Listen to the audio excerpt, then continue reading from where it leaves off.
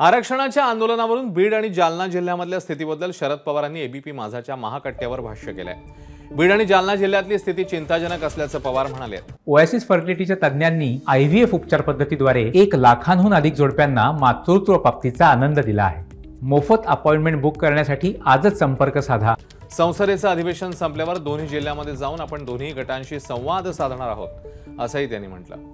आजच्या राज्यकर्त्यांनी विशिष्ट एकाचीच बाजू घेणं योग्य नाही असंही पवार म्हणाले।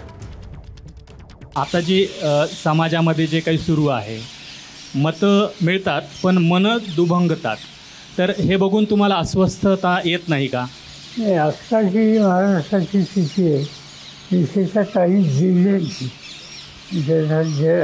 जालना, बीड, परभणी किंवा या जिल्ह्यामध्ये हे तिथलं वातावरण तिथं अत्यंत अस्वस्थ करणार आहे। इनफॅक्ट हे पेशंट असल्यावर मी शांतपणाने तिथल्या लोकांची जाऊन डायवा करत बसणार आहे। आणि आता जी एक कटुता दैवविश्वास हे जे तिथं दिसतं आहे हे भयावह आहे। आजचे जे राज्यकर्ते आहेत त्या राज्यकर्त्यांनी 2 बाजू घेतली आहे। एका घटकांनी पब्लिसिटीची बाजू घेतली, एका घटकांनी मराठा आंदोलकांची बाजू घेतली।